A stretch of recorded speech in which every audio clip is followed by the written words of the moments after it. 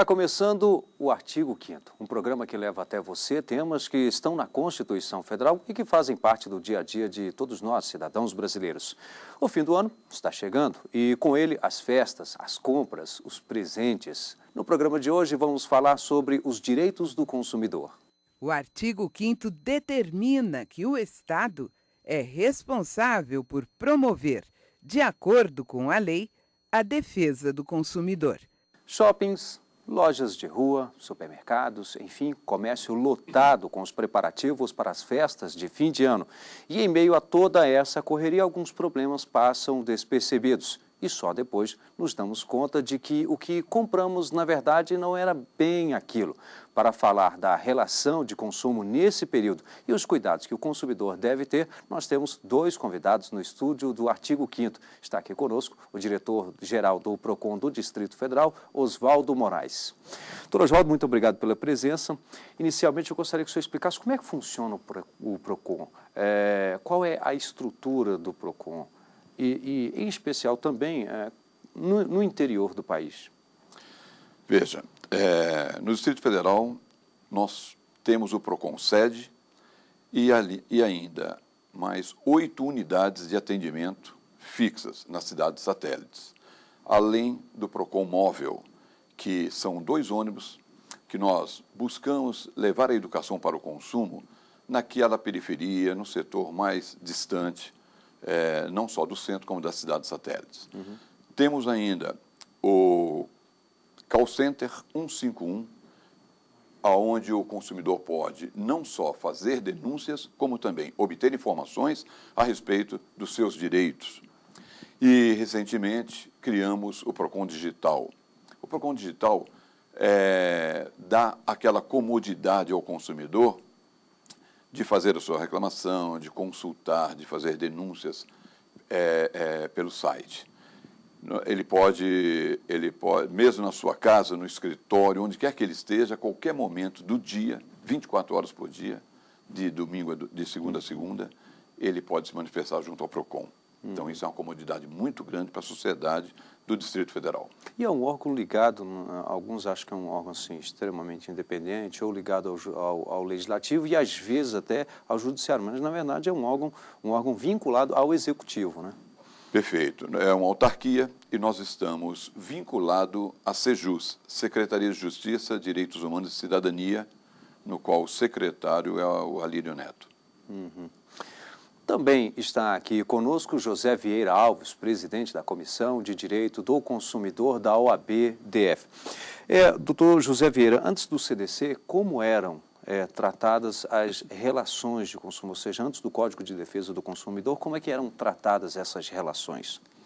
No nosso ordenamento jurídico, existiam alguns instrumentos extremamente interessantes antes desse atual código. Tivemos o Decreto-Lei 22626, de 1933, que tratava de toda essa questão, além de outras questões, incluindo as questões de relação de consumo, os acidentes de consumo e tudo mais. Em 1938, tivemos o outro Decreto-Lei 8869, que trata das questões de lei de usura. E depois, quase 30 anos depois, tivemos a Lei Delegada, número 4.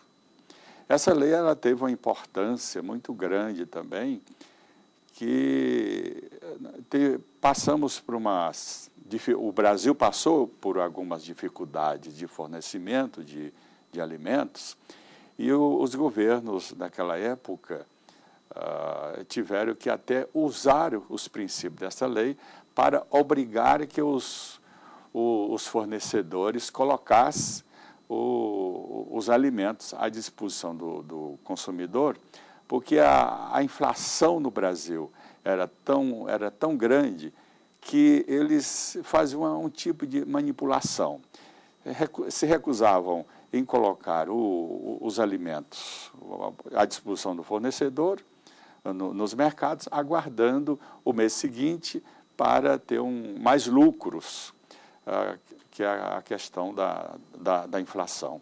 E daí foi que veio a necessidade de os legisladores de 88 colocarem na Constituição Federal a possibilidade de ser criado o novo Código de Defesa do Consumidor, que veio com mais detalhes. Esse, sim, na verdade, é uma lei que veio para ficar, é uma das leis mais importantes que o Brasil tem atualmente, porque dá detalhes por detalhes como o cidadão deve buscar os seus direitos. É tão importante essa lei que ela já foi exportada para alguns países do Mercosul e estão aplicando os princípios desse Código de Defesa do Consumidor atual. E é justamente nessa época do ano que os consumidores aproveitam para gastar sem muito peso na consciência. E aí é que mora o perigo. Qual será a melhor forma de se organizar para não começar o ano endividado?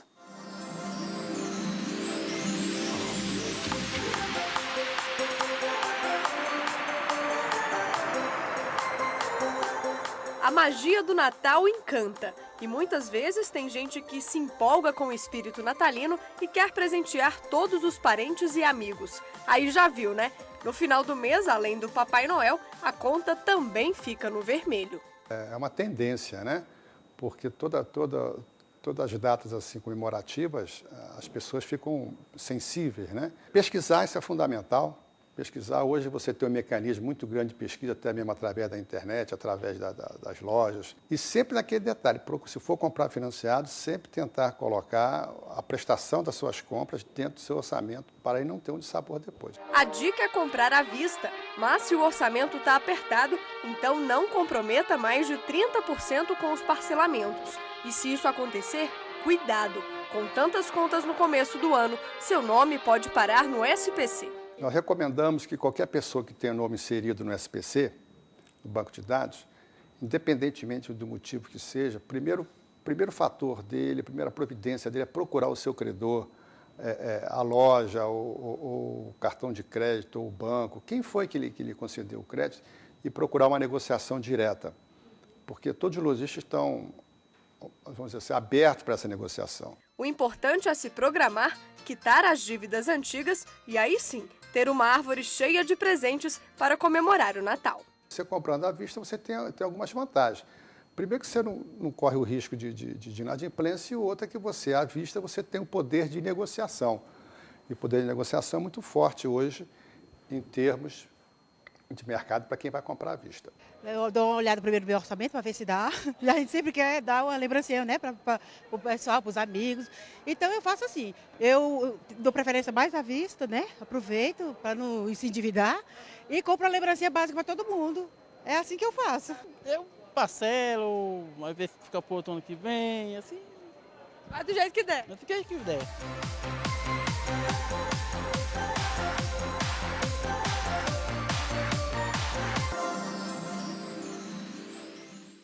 Doutor Oswaldo, o nosso entrevistado aí falou um pouco dessa inclusão, uma possível inclusão no cadastro, né?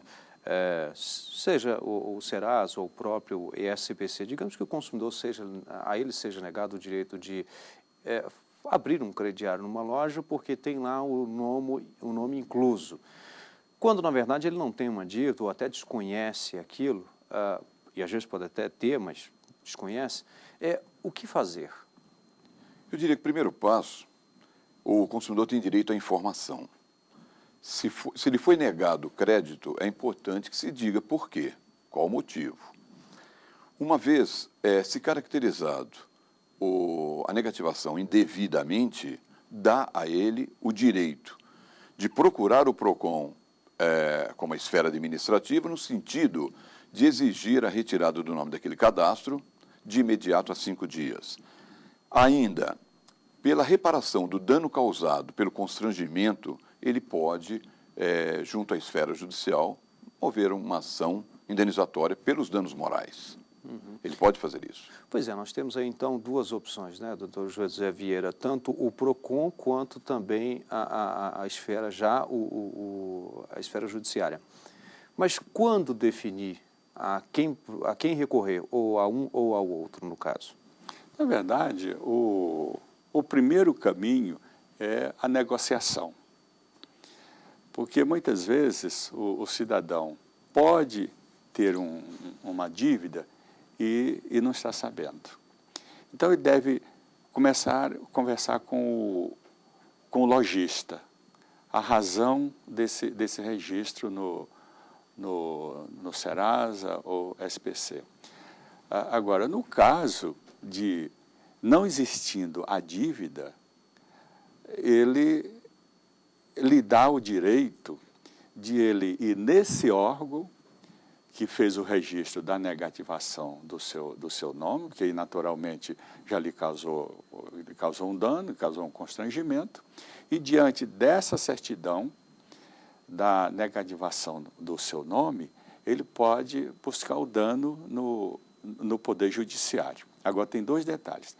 Nesse caso que estamos falando, é no caso de existir o registro e que ele não deve, é um caso. Agora, quando ele deve, o caminho é esse que já repetimos. É o lojista, caso não resolva, aí vai o PROCON da sua cidade. De posse desse registro, ele está aparelhado para recorrer à justiça, acompanhado também da certidão concedida por esse serviço de proteção ao crédito.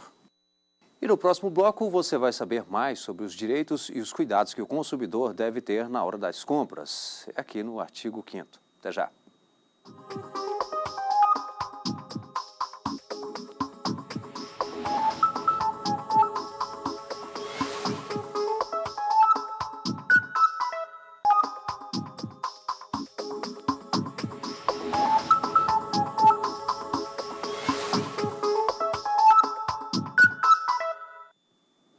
Estamos de volta com o artigo 5º. Os nossos convidados de hoje são o Dr. Oswaldo Moraes, diretor-geral do PROCON do Distrito Federal, e também o Dr. José Vieira Alves, ele que é presidente da Comissão de Direitos do Consumidor da OAB, na seccional do Distrito Federal.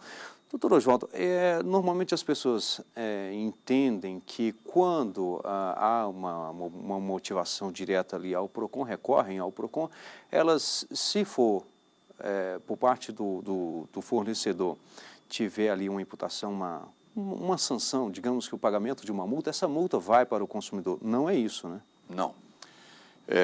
Essa multa, uma vez aplicada a sanção administrativa, que é a multa, e paga, essa multa vai para o Fundo de Defesa dos Direitos do Consumidor. E a utilização desses valores, existem muitos critérios, tais como investir em tudo aquilo que for em benefício do consumidor. Por exemplo, nós podemos até aparelhar o órgão, porque nós vamos dar comodidade a quem? Ao consumidor. Nós podemos investir num evento que traga benefícios para o consumidor, ou seja, qualquer investimento desses valores deverão ser único e direcionada ao consumidor. Benefícios ao consumidor. Doutor José Vieira, normalmente as ações que envolvem as relações de consumo, ou seja, direito do consumidor, e aí já no âmbito do judiciário, tramitam de forma diferenciada, rápida, ou não? Seguem o curso normal de uma outra ação? Deveria ser mais rápido, mas o acúmulo de processo é muito grande. Mas, mesmo assim, dependendo da questão, demora de 60 a 90 dias para havendo negociação, havendo acordo. Mas tem casos que demora até 1 ano, demora até 2, porque, na verdade, observa-se que o judiciário está com um acúmulo de reclamações muito grande nessa área de direito do consumidor. Uhum. Bem, eu tenho aqui uma pergunta que vale para os dois, mas antes nós vamos ouvir a opinião nas ruas. Dinheiro ou cartão de crédito? Normalmente eu compro no cartão de crédito e no mês seguinte eu faço o pagamento do valor total da fatura. Mas na parcela, né? À vista, pobre não tem, né? Eu prefiro pagar à vista, para não ter que pagar juros. Se tiver um dinheirinho a mais, a gente compra à vista. Se não, vai ter que ir no cartão. Bem, doutor Oswaldo, doutor José Vieira, está aí um dilema, né? Eu diria que, olha, o cartão de crédito é um excelente negócio para o consumidor, porque dá a ele um prazo. Às vezes, dependendo da data da compra, ele pode ter até 40 dias, 45 dias para efetuar o pagamento. Mas, da mesma forma, há um perigo nisso aí. Eu diria que o ideal para o consumidor é ele comprar aquilo que ele pode pagar e realmente pagar o valor total da fatura e nunca o valor mínimo da fatura, porque aquela diferença ela vem no mês seguinte refinanciada com a taxa de juros alta. Dessa forma, nem adiantou ele fazer pesquisas para comprar um produto mais barato no mercado, se ele pagou o valor mínimo. Há muitas pessoas no nosso Brasil hoje que estão numa bola de neve, endividados, justamente por essa prática. Uhum. Doutor José Vieira, a mesma pergunta, mas aí eu participei de um evento, um congresso de direito do consumidor em Natal, e uma das grandes preocupações é justamente o crédito, seja o cartão de crédito, ou seja o crediário, por exemplo, às vezes em 24 prestações, antes a gente via 3, né, doutor Oswaldo? 3, 6, hoje não, 24, 30, 36 e por aí vai, parece, quem compra um fogão parece estar comprando um carro, né? E uma das grandes preocupações nesse congresso era justamente esse endividamento, seja pelo crediário ou seja pelo cartão de crédito. De fato, é uma grande preocupação, mas e aí, o que fazer? O que tem definido? Porque, afinal de contas, com esse crédito, o consumidor ganha um poder de compra, né? Mas depois ele pode cair nesse problema que o doutor Oswaldo citou agora, que é um endividamento, e aí vai trazer problemas, e essa bola de neve que ele acaba de citar. É verdade. Aí tem várias condicionantes que muitas vezes traz benefício para o consumidor, mas ele precisa ter muita atenção, prestar muita atenção no que está pagando. Primeiro, precisa saber se a loja tem a mercadoria pronta, entrega, até mesmo em caso de veículo. Porque, na verdade, às vezes, vamos ser bem claro, no caso de veículo que custa R$30 mil, às vezes o juro é tão alto e ele fica tão impressionado com o veículo e acaba fechando o negócio em 60 até 90 prestações com essa facilidade imensa. Só que depois ele vai ver que ele está pagando o preço de 2 veículos ou mais. E outra, vamos supor que esse veículo, geralmente esse veículo sai da loja já assegurado. E esse detalhe é muito importante para o consumidor verificar, que o seguro, se esse carro vir a ser furtado depois, o seguro paga o valor que está no seguro. E muitas vezes o seguro é 30 mil, mas o valor do carro está 60 mil. Essa diferença de 30 para 60, o prejuízo é do consumidor, que muitos não prestam atenção. E aí existem várias questões na justiça, de que a seguradora deveria pagar o valor do veículo e não o valor que está assegurado. E a seguradora tem razão nesse caso. Tá aí um detalhe importante, então, na hora de fechar tanto a compra, quanto também na hora de efetuar a aquisição ali do seguro para esse veículo, né? Para que a coisa fique bem certa. Nossa equipe foi às ruas, afinal de contas, o CDC ele é muito conhecido, mas às vezes pouco usado, a pessoa não tem um conhecimento, todo mundo sabe que o CDC existe, é uma ótima lei, mas às vezes não conhece ela com um pouquinho mais de profundidade. Nós fomos às ruas onde as pessoas têm dúvidas. Vamos conferir. O que eu faço para comprar com total segurança, sem correr nenhum risco? Bom, doutor Oswaldo, quais as dicas? Eu diria, primeiro, identificado o produto que ela deseja, ver formas de pagamento, ter o orçamento prévio, nada verbal, tudo escrito. Se ela vai comprar um produto, um veículo, vamos supor, primeiro passo, ela tem que ter um orçamento dizendo as características daquele veículo, se a concessionária está prometendo dar tapete, seguro, tanque cheio, o que for, isso não pode ficar de forma verbal, tem que estar escrito, porque uma vez descumprido qualquer item, ela pode recorrer ao PROCON de imediato, considerando que ela deve ter ido procurar o fornecedor e o fornecedor não atendeu o pleito dela. Ela tem que recorrer ao PROCON, mas nada de forma verbal, tudo tem que estar escrito. Se cercar de informações precisas, claras, corretas e ostensivas. Isso é seguro. Ter contrato daquilo que ela está contratando, com todas as características, ou seja, ela tem que estar embasada para que ela se sinta segura, para ser protegida pelo órgão, pelo PROCON. Porque nós não trabalhamos com testemunhas. Às vezes a pessoa fala, mas eu estava com fulano. Não adianta. Não aceite nenhum benefício que for colocado de forma verbal. Exija tudo escrito. Vamos a mais uma pergunta. Eu queria saber, eu comprando um objeto online com defeito, como que eu faço para estar fazendo essa troca? Doutor José Vieira. É importante que o consumidor preste bem atenção na qualidade do site. Porque tem muitos sites que não tem nem sequer loja física no Brasil. E é por isso que nós costumamos recomendar que o consumidor utilize sempre o site, o ComBR, porque o ComBR vai lhe ajudar em uma futura reclamação ou em uma questão de uma compra mal sucedida, ter como reclamar.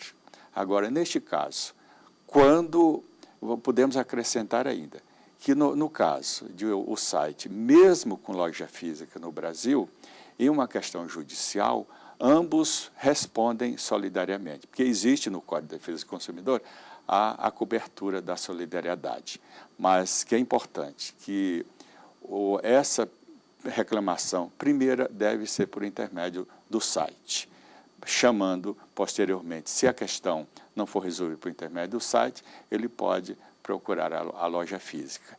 E, como eu já disse, uma questão judicial pode chamar os dois para o polo passivo. Mais uma pergunta.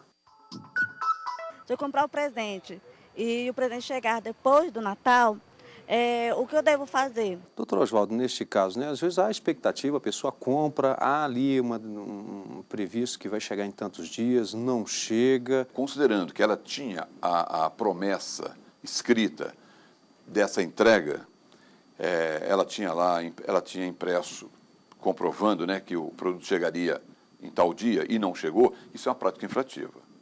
Já é uma quebra de contrato, um descumprimento contratual, e a empresa pode ser punida, sim, com a sanção administrativa. Basta que ela procure o órgão para que se faça cumprir o seu direito. Outra coisa, se ela quiser cancelar aquela compra, ela tem o direito, sem ônus, para a consumidora. Aí o senhor diz com base no atraso ou com base na possibilidade de arrependimento, independente do atraso? São duas situações. Primeiro, ela comprou, veio com atraso um produto que estava previamente informado a data da referida entrega. O descumprimento já dá direito a uma penalidade. Agora, quando alguém o consumidor adquire um produto ou contrata um serviço fora do estabelecimento comercial, especificamente por telefone, a domicílio ou por internet, ela tem 7 dias como prazo de reflexão para arrependimento, independentemente de motivo. Se deu defeito ou se não deu, não importa qual o motivo, mas ela tem o direito de devolver, cancelar, sem ônus algum para ela. É uma pergunta muito que surge nestes casos, de quem é o ônus da devolução do produto? No caso da compra por internet, sempre. Alguns a entrega é grátis e tal, enfim. Mas quando há o frete, por exemplo, veio um produto ou errado ou fora do período, a pessoa quer devolver, ou não é aquilo bem que ela quis adquirir, veio errado, enfim. Essa devolução do produto, quem tem que arcar com esse frete? A empresa, o fornecedor. Até porque todo fornecimento do produto ou do serviço está condicionado numa negociação, que vai incluir impostos, que vai incluir frete, qualquer que seja a inclusão de custos, ela tem que ser sem ônus para o consumidor, porque lhe é permitido por lei, de conformidade com o artigo 49, inclusive, do CDC, essa desistência. Então, ela não pode sofrer ônus. E nós estamos chegando ao final de mais um Artigo 5º. Eu agradeço a presença do diretor-geral do PROCON do Distrito Federal, Oswaldo Moraes, e também do presidente da Comissão de Direito do Consumidor da OAB-DF, José Vieira Alves. E você também pode fazer parte do programa. Participe conosco mandando sua sugestão para o e-mail artigo5@stf.jus.br. E a gente se vê na semana que vem. Até lá.